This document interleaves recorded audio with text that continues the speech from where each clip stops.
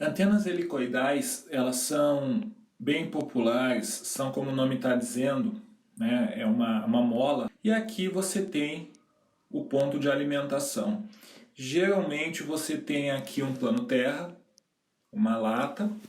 Aqui você vem com o seu conector.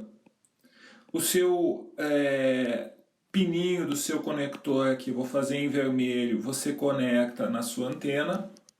E o chassi do seu conector, você via parafuso, porca, você conecta no seu plano terra. Mais ou menos é uma coisa assim. A hélice, né, a antena helicoidal, ela é, lembrando, de onde é que vem a hélice, a antena helicoidal?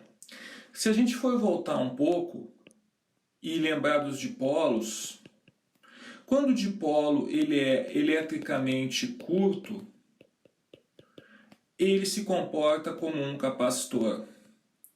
Quando ele é eletricamente longo, ele se comporta como um indutor.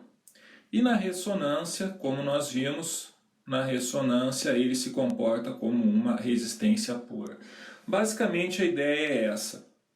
Então, se você tem uma frequência que é muito baixa, no qual o dipolo seria muito comprido, uma forma que você tem de eletricamente aumentar o tamanho do seu dipolo é colocar em série uma indutância L.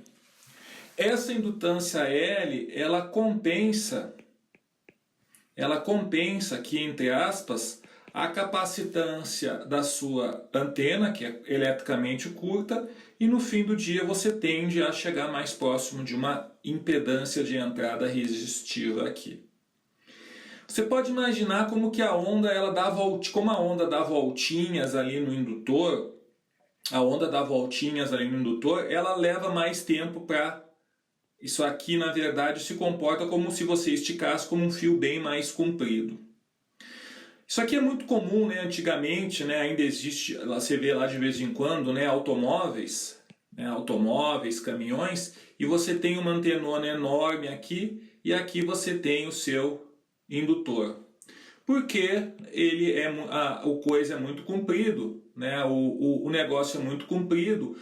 Para ressoar em lambda sobre 2, você faz ele bem mais curto e compensa com esse indutor. Muito bem, então você poderia pensar, por que não fazer uma antena então exatamente só como uma mola, só como um indutor, só como um solenoide? Na verdade, esse é o princípio da antena helicoidal. Então a antena helicoidal, você pode estar imaginando, é uma antena extremamente barata de fazer, é uma antena que é só um fio, e ela é uma antena que pelo desenho ela é alimentada umbal, ou seja, ela não precisa, isso aqui é um negócio muito importante na prática, não precisa de balão. Você vem diretamente com coaxial e você alimenta ele ali. A antena helicoidal ela tem dois tipos. A antena helicoidal ela tem dois tipos de modo de operação. Dois tipos. Um modo chamado normal e o modo chamado axial. Bom, o modo normal é também chamado, você pode imaginar que ele é o modo broadside e o modo axial é o modo end fire. Então, lembrando como é que era nosso desenho, a anteninha está aqui. O modo normal, ele é um modo que a radiação é assim, e o modo axial é um modo que a radiação está assim, end fire e broadside. Quando que você tem um, quando que você tem outro? Esse quando a antena é eletricamente pequena, você tem o modo normal, e esse quando você tem uma antena eletricamente, entre aspas, aí, né, grande, da ordem de comprimento de onda. Certo? Então essa mola vai ter esses dois comportamentos bem diferentes. Bom, eu vou mostrar então no Balanes a geometria básica dessa antena.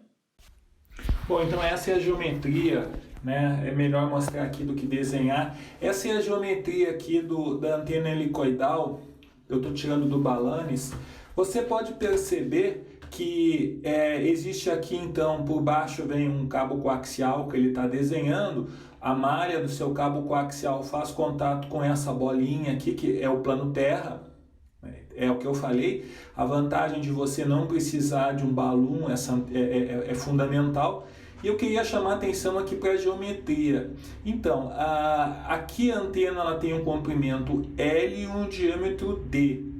Você percebe que o jeito que o pessoal geralmente desenha, eles fazem um loop, separados os loops por S, e os loops eles estão conectados, né, por essa distância, por esse fio S. Na prática a gente não faz assim, né, o negócio ele é enrolado como se fosse a espiral de um caderno, não sei se dá para entender. Aqui ele faz um loop e gira, faz outro loop e gira. Então esse loop aqui ele está no mesmo plano, na mesma altura. Na prática não vai acontecer isso. Isso é só, esse jeitinho de desenhar é só para ficar didático, para você poder fazer os cálculos, né? Então aqui, ó, eu tenho o comprimento total de uma volta, né? O comprimento total de uma volta, de uma espira, por assim dizer, o que vai ser?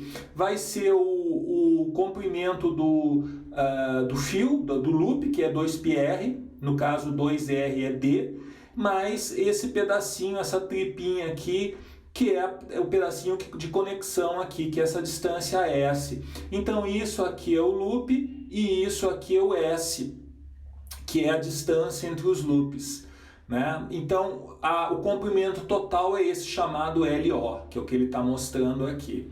Então, na prática, se você for fazer o loop, você vai ter basicamente o diâmetro, o comprimento, e você não tem muito controle nesse S aqui, nem nesse pitch angle, nesse alfa, certo? Você na prática você é muito mais fácil você só lidar com essas duas variáveis.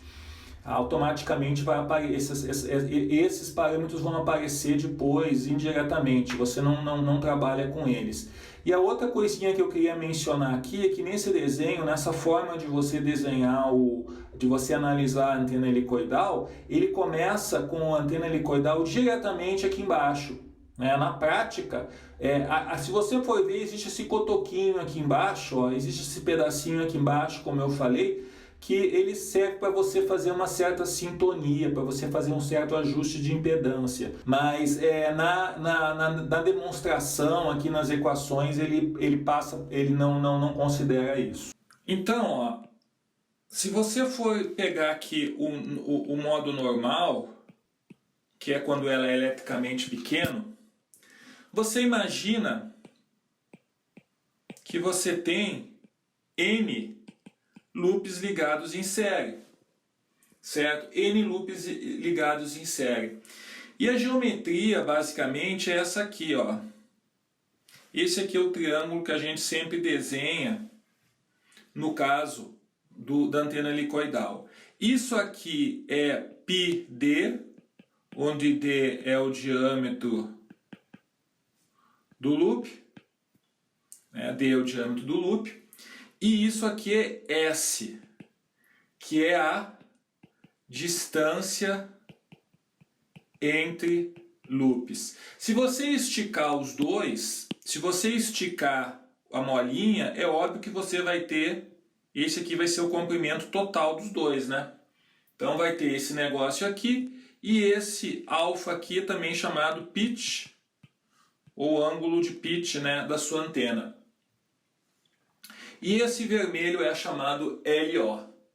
Então, no modo normal, o que você imagina? Que você tem vários loops em série, todos eles radiando com intensidade de corrente e zero constante. Por que é constante? Porque eles são, né, porque esses loops eles são, né, se você abrir o loop ele tem, e como ele é muito pequeno, a corrente em cima dele é constante. No triângulo, se você tem o pitch angle alfa igual a 0, você tem um loop sozinho de diâmetro D. E se você tem o pitch angle igual a 90, você tem um fio de comprimento S.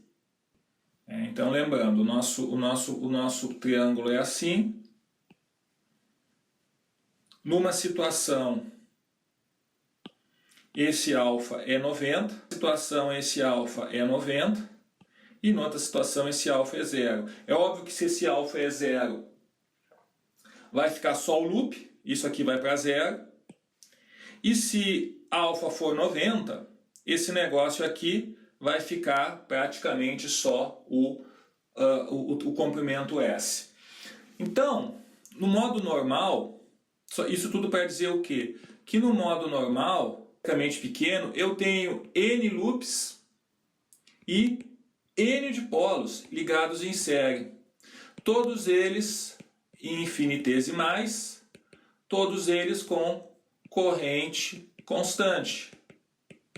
Isso só que eu conheço as expressões de campos desses caras. Vai ser simplesmente a soma dos N loops mais a soma dos dipolos. No espaço, soma complexa.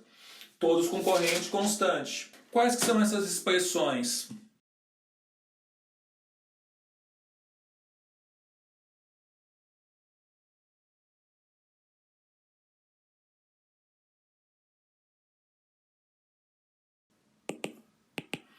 Então eu tenho a expressão do dipolo curto e do loop. Lembrando que o nosso negocinho aqui, como sempre, né, a gente sempre faz o desenho tá, ao longo do Z.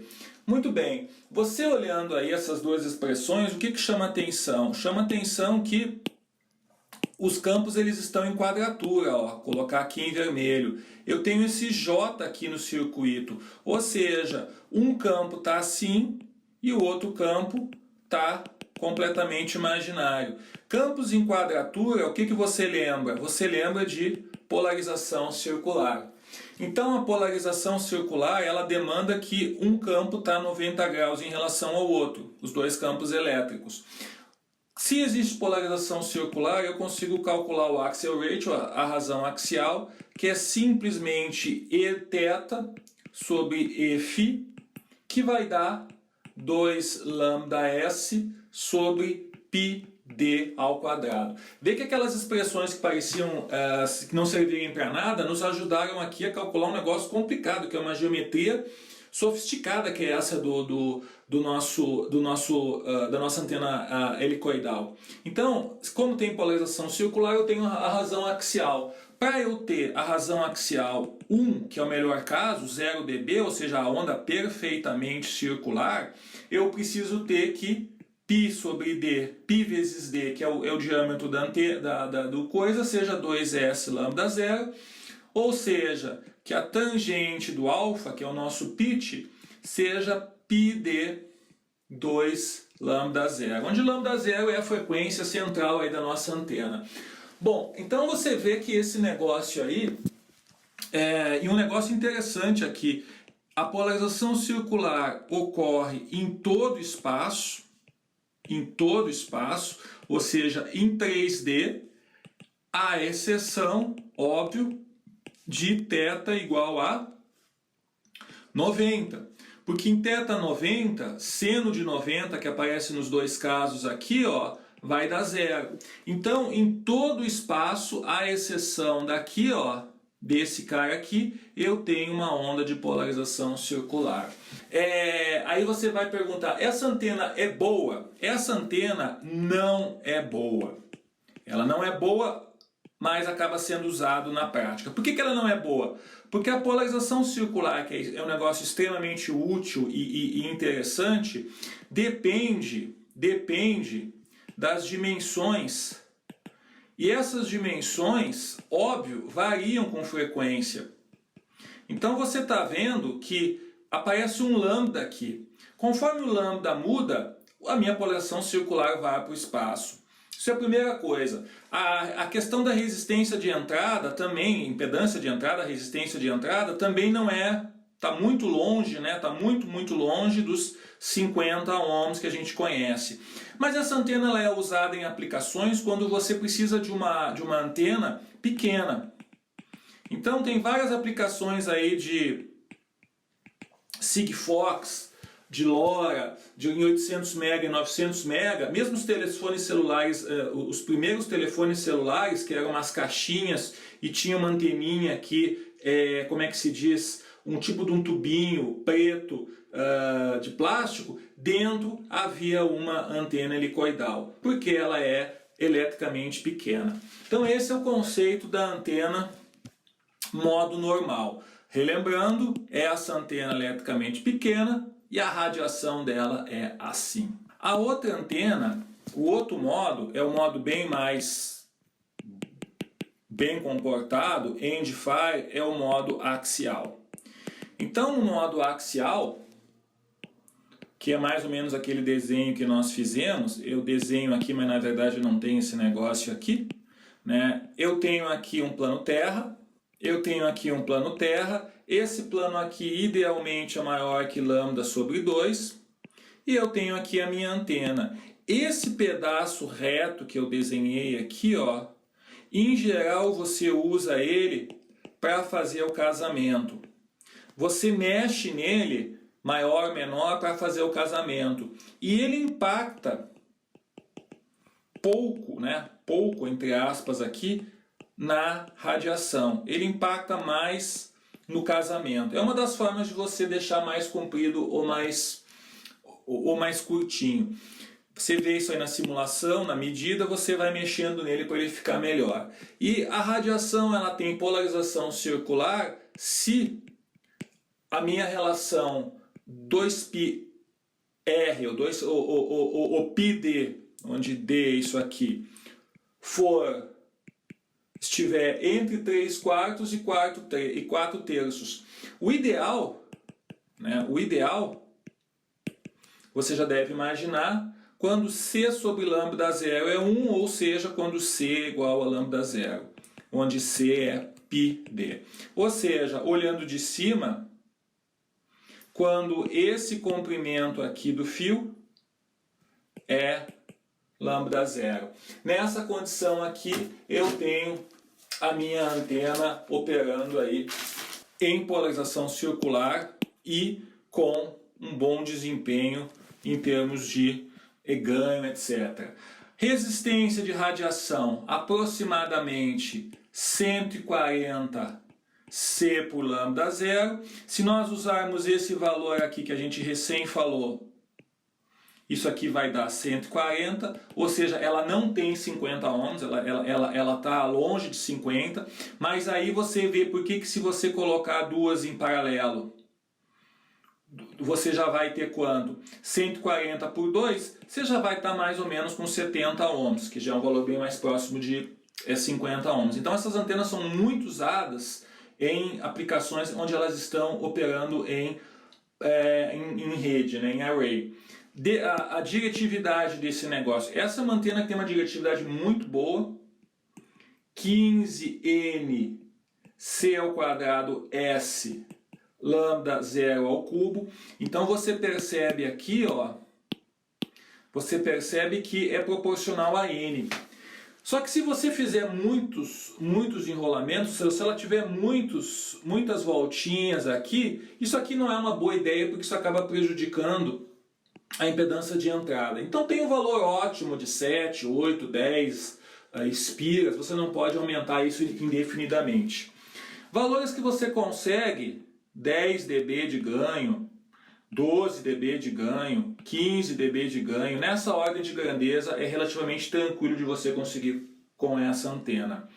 Razão axial. Razão axial, aqui vem o que eu falei, 2N mais 1 sobre 2N. Então você percebe que para a razão axial tender a 1, eu preciso que N tenda a infinito, certo? Então quanto maior o número de voltinhas, quanto maior o número de espiras, mais pura é a sua razão, a sua polarização circular. Lamentavelmente, como eu falei, se N sobe demais, a sua impedância de entrada começa a ficar meio esquisita. não é uma ideia muito boa. Então é uma antena muito boa, tem um ganho bem alto, é uma antena barata, uma antena fácil de fazer. A banda dela não é muito larga, né? A experiência que eu tenho aí, que a gente já montou, ela tem uma banda relativamente estreita, mas afora isso ela funciona bem direitinho.